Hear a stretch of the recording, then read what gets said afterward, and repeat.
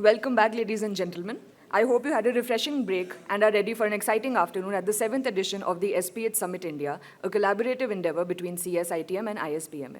A special thank you to our sponsors, NESL, NPCI, Kyndryl, and USDC, and our event partner Gunaka, whose support makes this event possible.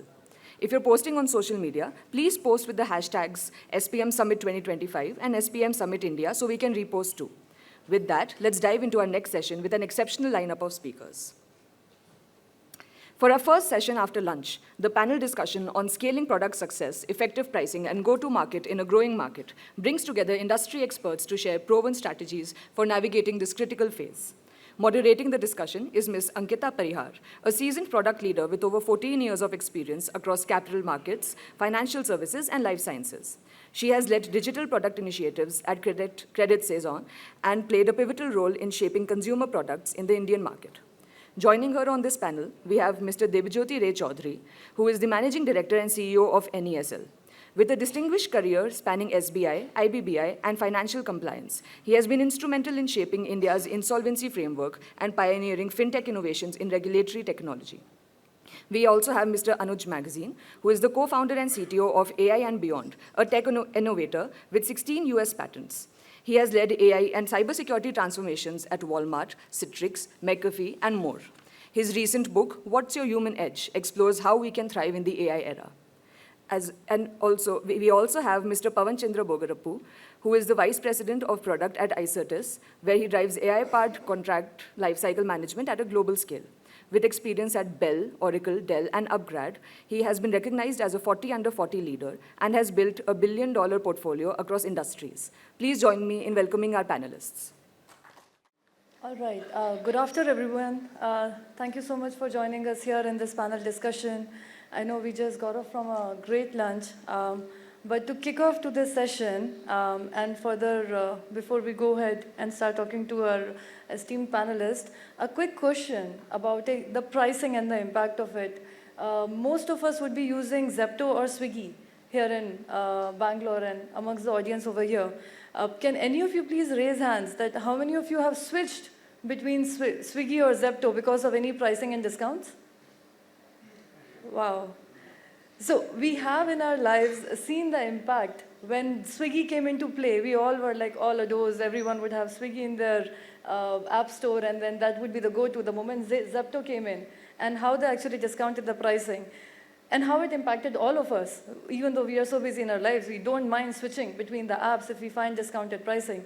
So we would actually go further into a lot of these topics with these esteemed panelists here. And to give quick summary, I would like to welcome Dr. Shri Debjyoti Ray Chaudhary. He is MD CEO at NESL, bringing expertise in digital public infrastructure, financial solutions, pricing models for platform-driven businesses. We have with us Mr. Anuj Magazine. He has been founder for AI and Beyond. And Mr. Pavan Chandra, who has been driving vast experience in B2B enterprises. And in this panel, we will be covering two topics which are very close to me as brain and heart. As a founder, over the last 2 years, I've been trying to create solutions in agri space. We've been trying to identify the problem for the consumers which are in agri-producer space. We've been trying to iterate. We have been trying to understand, okay, what exactly is going to be our go-to-market strategy. But at the same time, till date, we often, every time we launch a new feature, we always have to see who's going to be paying, who's going to be my user, what should be my pricing. This is a common question for most of us who is working in a software product space and wanting to launch something or actually waiting for their products to scale. So with all these introductions, I would dive into the first question to Mr. Debjyoti sir. So based on your experience of building at scale at NESL, what kind of pricing strategies can you suggest for any new product? Yeah, thanks, Gita. It's a pleasure to be here in this imposing auditorium with such distinguished an audience. During the last 3 years, in NESL, we've launched 3 different products. And pricing was always a challenge in each of them. And one thing we were very clear, that pricing has to be part of the strategy from the very initial stages itself. And I'll narrate very interesting anecdotes from this experience of last 3 years. And this first experience I'll just share. So we are launching this EBG product. Now, unlike the other 2 products we launched, there was no digital equivalent. The existing process of issuance of a BG was purely physical. So we were launching for the first time a digital equivalent of a physical product. And we had these discussions with some large banks. And this was a very large bank. I cannot take names here. And at one point of time, when we were almost ready, so they said that, look, this is an additional cost. So why don't NESL bear it? So I was stunned. I mean, all the development, all the cost, all the investment, all the infrastructure. I mean, you cannot offer it free of cost. But it made us go back to the drawing board as to what pricing should comprise. And we felt that there's something called value. A person should see what value we are getting out of it. Then we further tweaked the product. We found that the product was some of the challenges which the physical product, which were there in the physical product, were not fully met.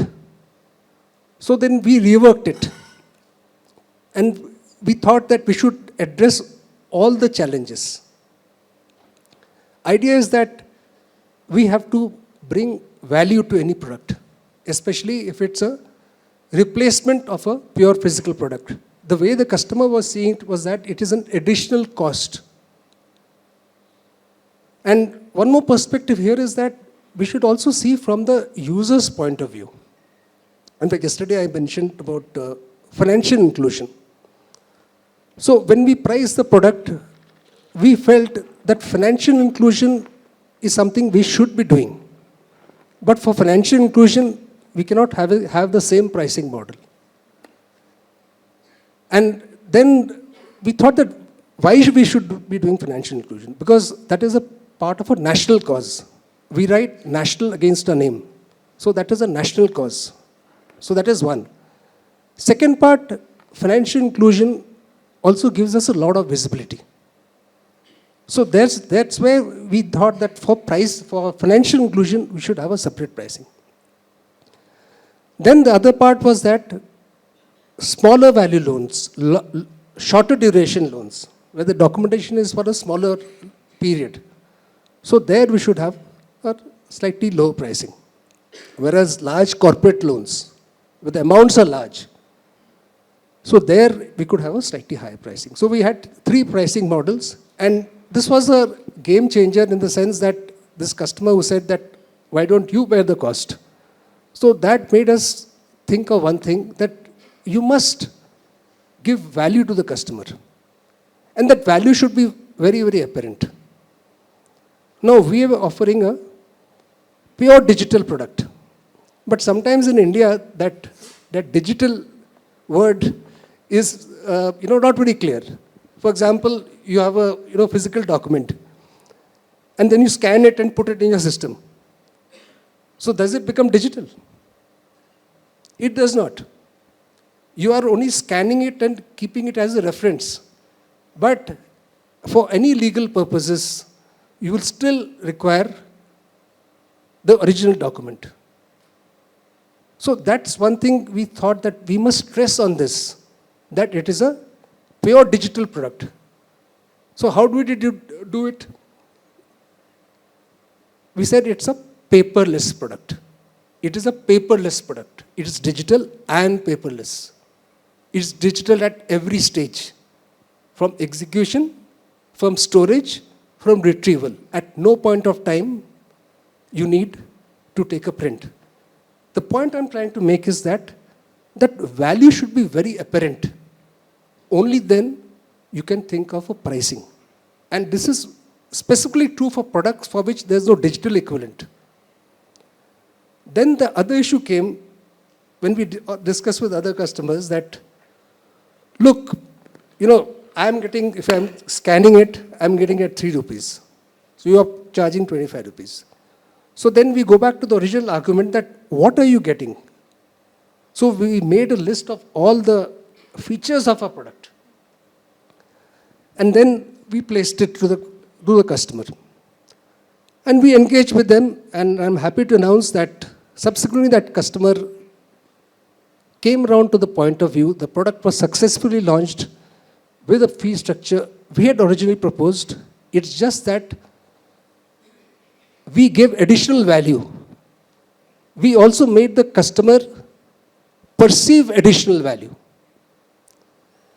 Two more things I would say, based on my experience. Especially when you're doing a new launch, we should not think of additional capital investment. So in our case, for example, this development required initial investment for customization. So we thought that we will bear it. So it would encourage people to come forward and try the product. Whereas if we had said that, no, you have to pay for the initial development, customization, some whatever, 5, 10 lakhs. So then it could have possibly discouraged users to come and experience the product. And one final point is that make it simple, make the pricing simple. We have other products also where the pricing is based on the number of usage, volume-based discount. But the challenge there is, initially we do not know how the product takes off, what kind of volume it generates. So the value does not become so apparent to the customer. So that's why we made a simple pricing where it was price rupees 25 per document which is used. And we thought we'll bear the entire customization cost on our own. Great. I think. Great. Thank you so much, sir.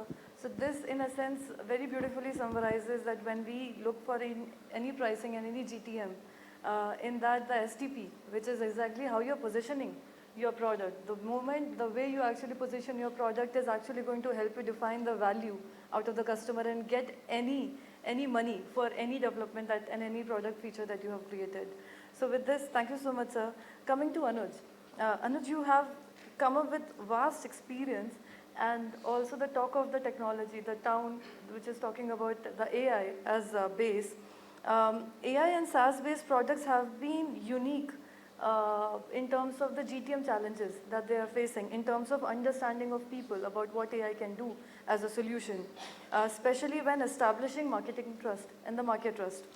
What are the most effective GTM strategies that startups and enterprises should adopt based on your experience when launching an innovative product? Yeah, sure. I hope I'm audible. So I've been told that we have the responsibility to keep all of you awake also, especially post-lunch. So to your point, sir, digital is misunderstood. I was reminded of when we started working, the definition of software was anything that comes free with hardware. We used to buy a machine and they said office bhi milega, etc. I think we have come a long way and we are doing more advanced discussion on pricing.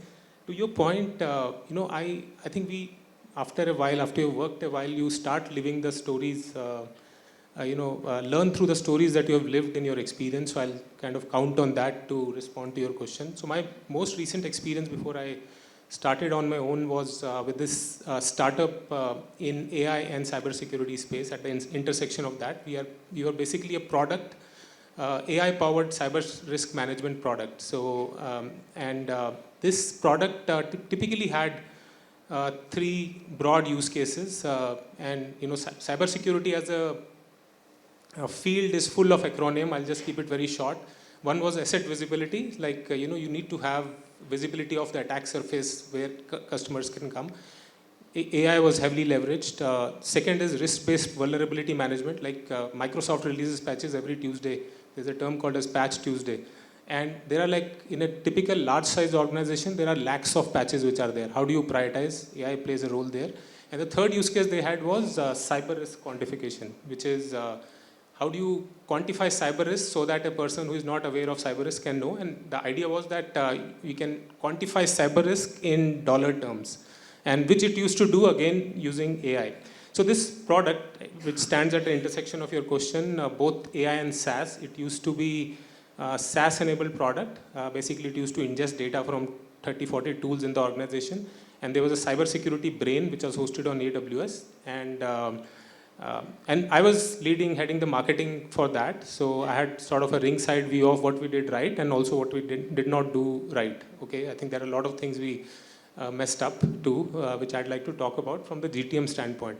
I think one is that we were talking with one of the financial banking customers, and there was this guy, Deputy CISO. I thought there are only Deputy CMs in the country. There is a designation called as Deputy CISO, which is Deputy Chief Information Security Officer. And this guy told that public sector bank, you cannot, I cannot put my data onto cloud. Okay, I think that was trust issue which had to be resolved.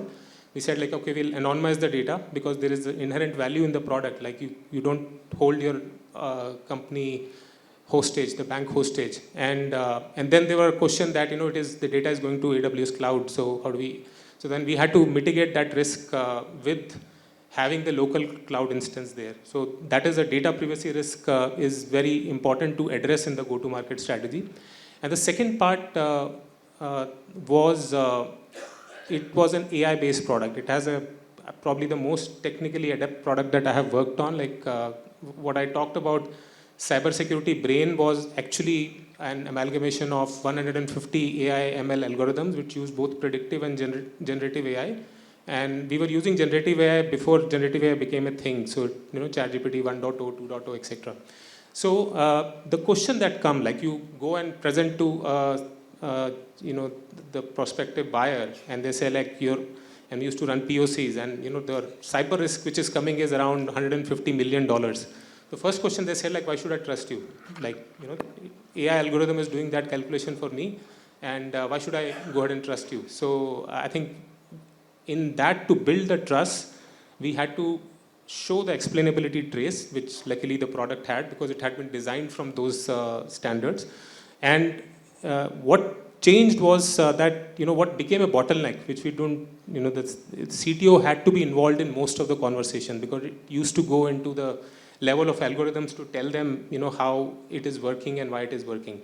And the particular issue that we were facing was because it was a category creating product. And when there is a category creating product, you need to put in efforts to in the go-to market to position it in the right way. And one or two persons used to become a bottleneck there. And the third part, I think the messaging had to be a lot trust-based because what kind of trust issue people can, we have to, not for the top of the funnel you sell the problem. When you come mid-funnel and bottom of the funnel, then you really talk about advanced issues like trust, and that we had to mitigate through a lot of marketing push, the content that we used to create.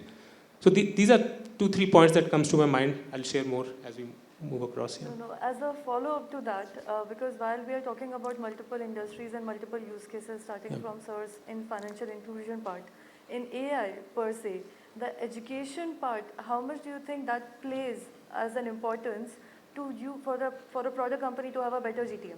Because people are not even educated beyond the point about how the AI can actually benefit their existing processes or help them enable the businesses. No, absolutely. I think it plays a big part because especially for the B2B buyer, there is the trust issue can be mitigated with education, and education does not start when you face the customer for the first time. The whole process of educating starts much before, when you are really building the funnel of customers, like what kind of content you are creating and what kind of channels you have chosen to send the content. I think there was a big component of education we had, not only from the customer side, but also sales side, because if it is a very technically complex product, having AI as such a large part of the architecture, the sales team often, if you choose a word wrong while explaining some aspect of a product that you are in just a word wrong, and we had seen that happen, and that's why we doubled up the training, internal training efforts. I think that kind of just cut the deal. And we are talking about a product which, the product deals that goes on for 6 to 8 months. And it is a large time, mostly in cybersecurity. One of the main reasons for that was that typical tenure of a CISO, which is Chief Information Security Officers in a typical US-based company, we figured out was 2 years. So if you are starting pitching our product when this person has been in the organization for 1 year, and by the time we complete the deal cycle, it's his time to go. And we lost a lot of deals because the person who was our champion just went away.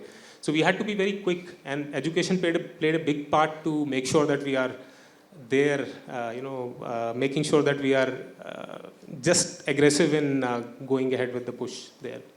Great, great. I come more from a startup space, so for me at that time, the speed itself matters. You have to launch things fast so that you don't miss the bus. But now I understand from AI that educating the customer and end user also is essential for your product to scale. Thanks a lot, Anuj. Coming to you, Pawan. With your experience in enterprise-based products and SaaS-based companies, and I would have some follow-up questions on that as well. Many enterprise SaaS companies struggle to balance aggressive pricing in their long-term growth as they want to become a market leader. How did you approach pricing in your previous experiences, especially while not compromising on the growth or cutting down on to your existing market share? All right, that's a fantastic question. How many of you in this room have worked on the pricing in the past or would like to work on pricing in the future? Wow, that's a lot. Cool. Sorry? Future. All right, nice to see a lot of people are interested in the pricing strategies. What I'll do here is or the question which Ankita has raised, I'm going to put some perspective from both B2C and B2B aspect. So there are different kinds of pricing strategies and models that the product management follows in any company.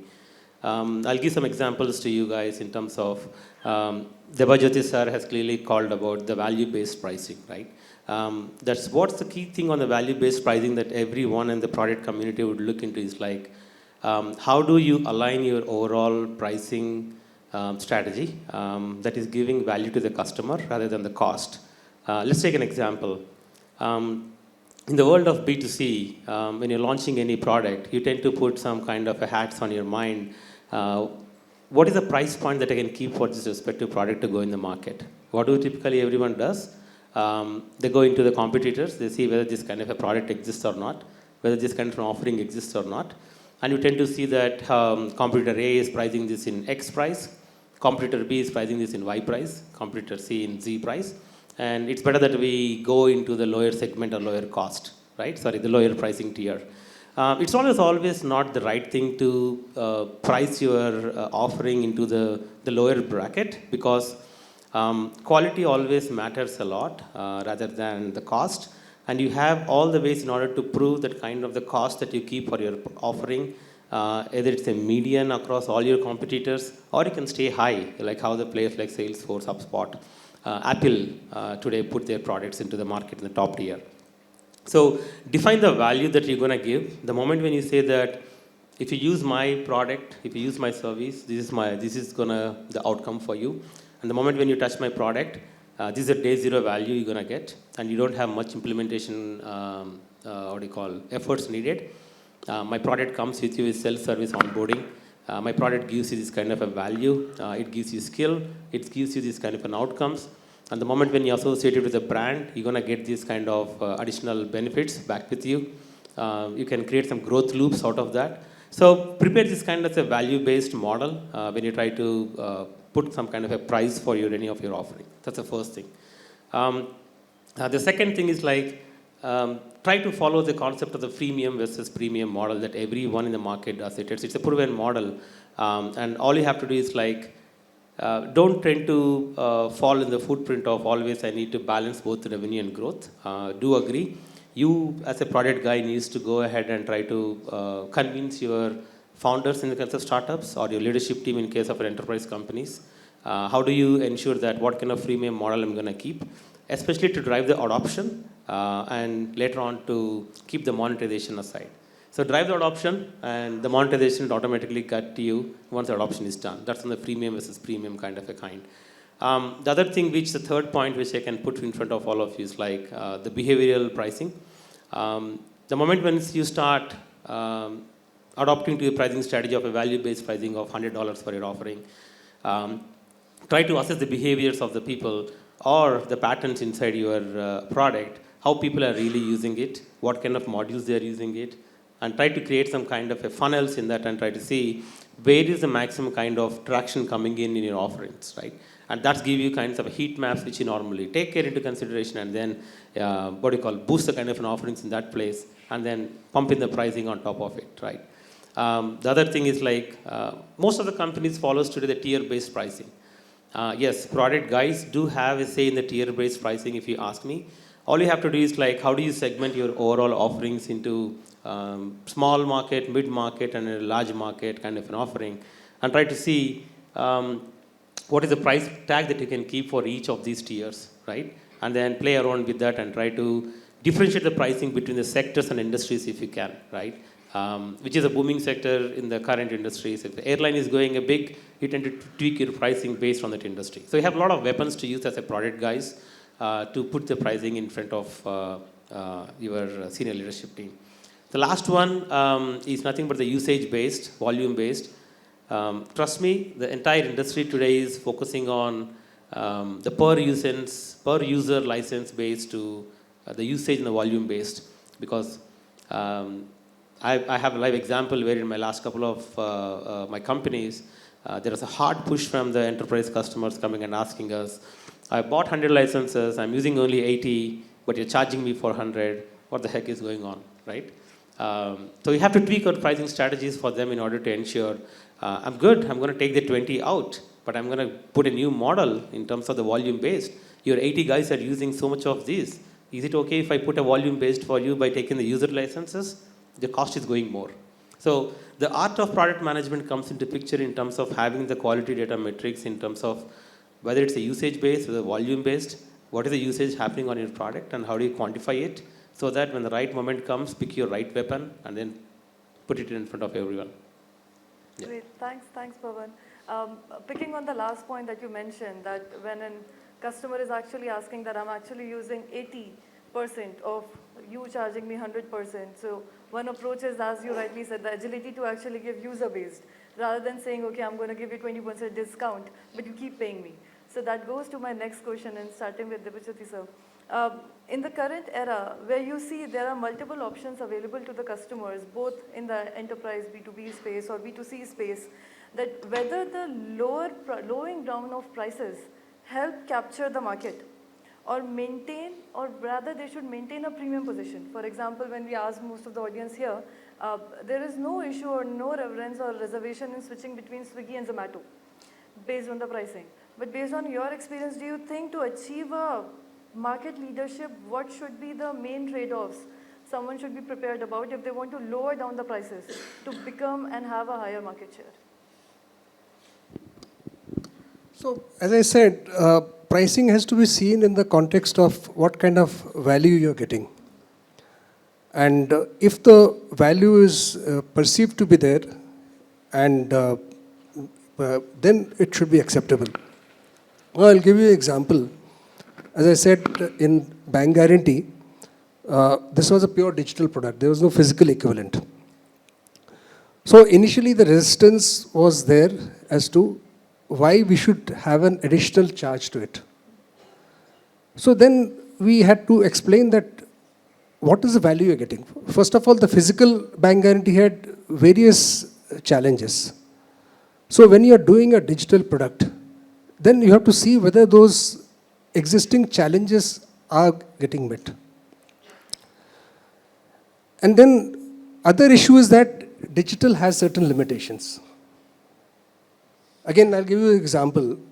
Now, typically in India, especially we are looking at stamped documents.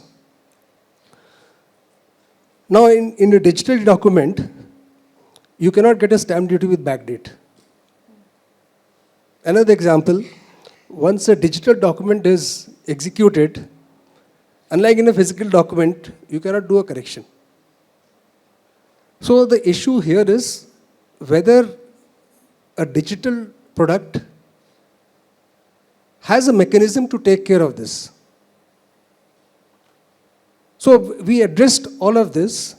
For example, when we found that there was issue of backdated, so then we said that you can do an agreement, but the agreement will be as on today, but it can have an effect from the previous date.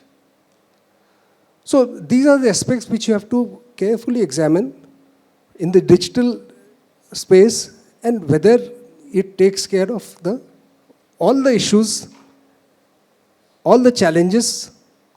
Sometimes the challenges, for example, in the BG we had the challenge in the physical space was that you could not verify it. Whereas in the digital space, we were offering a repository, we offered our repository, whether the document is genuine or not can easily be verified. So this is the value we offer in the digital space, which is not in a physical space. The other part I talked about correcting a document. So I think most customers are happy with this. You correct a document and you sign alongside and everybody is happy with it. In digital equivalent, we don't have a equivalent thing, rather than you have to do an amendment to the document. Other part is, we deal with regulated entities. So there are certain areas which cannot be compromised. I think you mentioned about CISO. So all our products require a clearance from the CISO. So any product which does not pass clearance, or if a CISO makes some additional amendments and that needs to be done, so that envisages an additional cost. So far we have not faced that issue. Most of the time we have absorbed such cost. But all these security issues are generally, they are not negotiable as far as the price is concerned. In case there's an extra price there, so as far as security issues are concerned, so those elements are really not taken care of. And to gain volumes, I think, if you get the initial value propositions right, I do not think it is required to change your course just to get some, additional customers or additional volumes. But there could be a situation where your actual costs have come down. For example, we take e-sign from, that is outsourced, we take from various e-sign providers. If your e-sign cost has actually come down, so there's no reason we should not pass it on. Then, for example, we are a regulated entity. So the regulator increased their annual fee. It was earlier a flat amount, they increased to 10% of the revenue. So in such cases, of course, we do have a use case or logic or rationale to increase the prices, or some additional security features, or some additional storage. So for all such reasons, we should have an occasion to increase prices. But I think it would not be fair to increase your price only to gain additional customers. And again, I will tell you one thing, that we recently had this case. We had a very large customer based in Bangalore who's already a customer. And then we approached a similar customer who's almost in the identical business. And he said, look, your pricing is high. And we'll give you, whatever, 2x volumes, but you please reduce the pricing. So that deal has not yet been closed. So then when my team came back and they narrated the story, so I asked them, what are the unique features of our product? And then very interestingly, I found that they were not able to give all the unique features of the product. So I come back to my original proposition that if you get the initial value proposition right, if you are giving a fair deal, if you are being fair in other ways, like, if you're getting some discounts or reduction in cost from other sources, I think that should be passed on. But merely reducing prices to get additional customers, at least we have not adopted the strategy. I think we always felt that that would not be fair to your existing customers who have trusted you. Sure, sir. Thank you. And this goes where, coming to Pawan, and before I come to you, Anuj, because you deal with fair share of B2B customers, and often in the space of B2C, I have an e-commerce platform as well. In that, based on the user adoption, on good days when the sales are high, I can keep my prices on the higher side. On the bad days, we have the ability to actually reduce the prices, reduce the charges that we have to get the early on traction. But whereas in B2B, you do not have the liberty to keep on changing your pricing, especially with the points that we had. Even the competitors talk, even your existing customers would talk. So in that case, what do you think is usually the right way to keep on maintaining you as a company to have your market share existing and not reducing? That's a tough question to answer. So I can give some real-time examples from the experiences that I had. In order for you to maintain, especially I think pricing is one of the sensitive thing in the SaaS market business, if you ask me. You launch a product today, you are in the market, close your eyes, tomorrow, 20 startups are coming in, right? To be precise, it's a fact. And when you're competing with these 20, 30 people every day, after a month or so, you're going to competing with hundreds of players. What we have done in the current companies, like we have done some kind of a research in terms of how many startups are there in the legal contracting, I mean, to be precise. It has come to our notice that there are 248 startups have been evolved in disrupting this entire legal procurement source-to-pay businesses. With whom these people are competing? The worlds of SAP, the worlds of Icertis, the worlds of Conga, the worlds of Salesforce. You can see these kinds of budding startups that are coming onto the planet with a motive, one motive. What is that motive? To disrupt the pricing. To disrupt the pricing, and everyone have their own kind of go-to-market strategies. The go-to-market strategies are such a creative in nature today. Everyone is creating the growth loops over the linear funnels that they have today. The virality they're trying to creating in terms of getting the influencers on the board and try to influencers talk about the product, right? And the influencer doesn't even know what the basics of source to pay, what the basics of legality. A person coming from some other industry is going to talk and influencing the people to tweak their purchase decisions. So that's happening in the market today. We have to agree to the fact what's happening on the market, right? Now, the toughest thing that comes for the product guys here is like, you get a question from your sales guys quite often, especially for the product leaders and the senior product people in the team. We got this deal. They're asking us to reduce the price of 30% in the market, but we cannot able to do that because the pricing strategy and the pricing goals that are set in the company doesn't align to reduce the price. The moment you reduce the price for one of the customer to crack the deal, the news goes into the market through some leak channels, and you're going to get a fuss from all your other customers saying that, what is it you're doing? For all the new acquisitions on greenfield, you're going to reduce your price, and the brownfield is having a lot of impact where you're not giving us any kind of a benefit. So it happened to us. For us not to crack the deals in Middle East and Southeast Asia, the sales went and reduced the price, and the news has got leaked to the Western customers in Europe and US. There's a huge uproar from the big automotive manufacturer saying that, what made your company to reduce the pricing for the new entrants?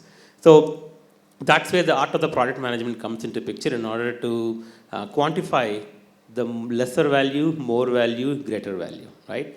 So you have to use your weapons in order to make the understand to the customer saying that what services you have been offered to them.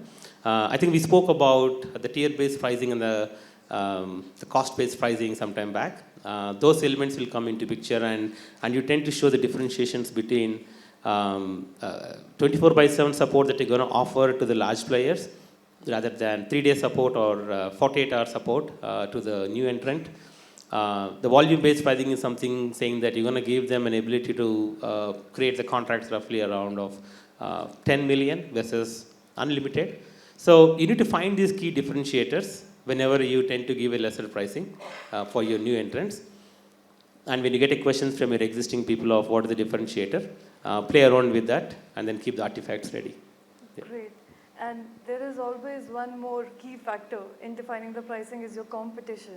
We all saw the example in which Google had to slash down their API costs for Google Maps by 70% because Ola launched. So sometimes all your pricing strategies do come to what exactly is happening in the market and how agile you have to be.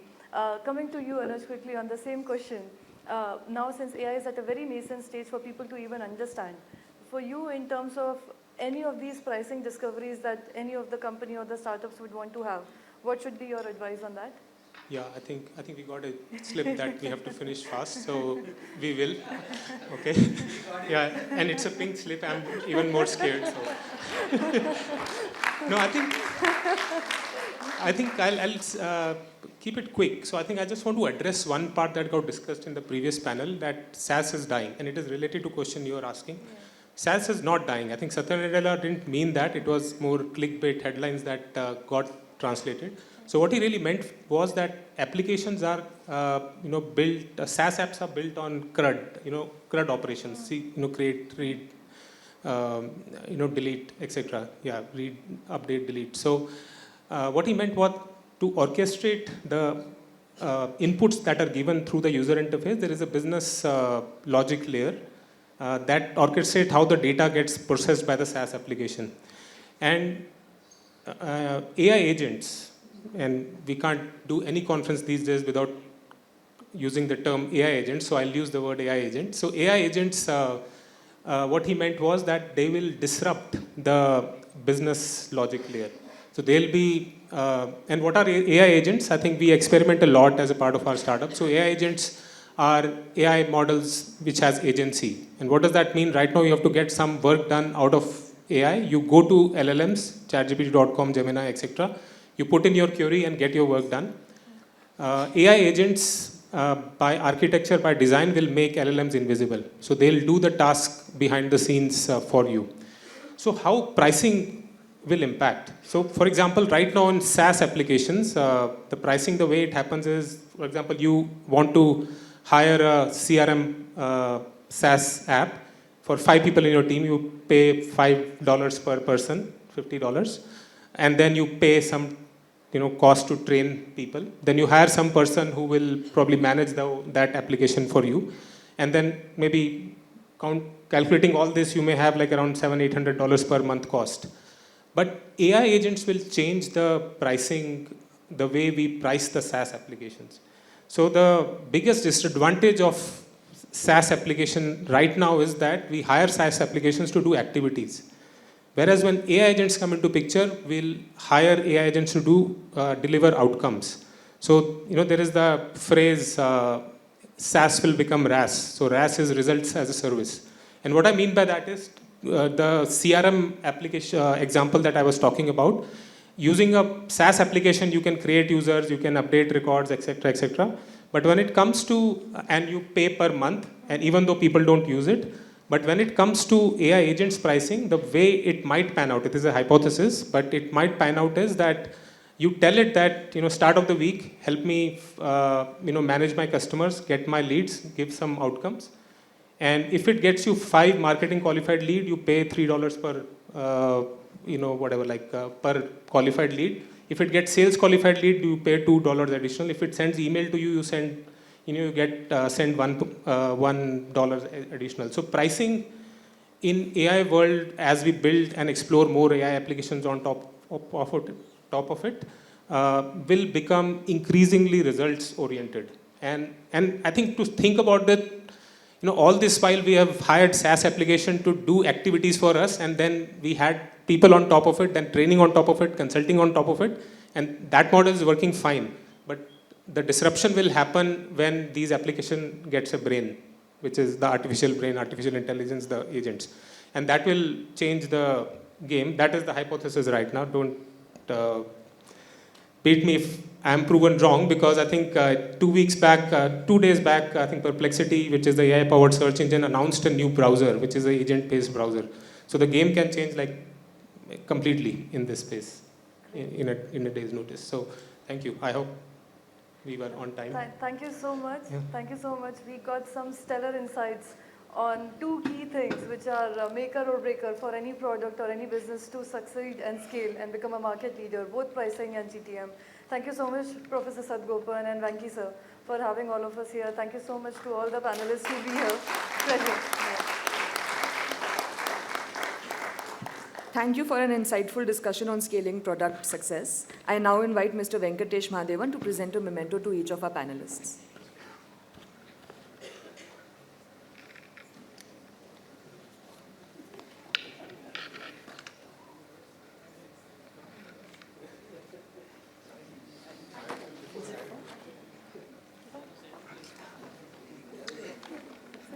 Thank you. Thank you so much, sir. Thank you so much, sir.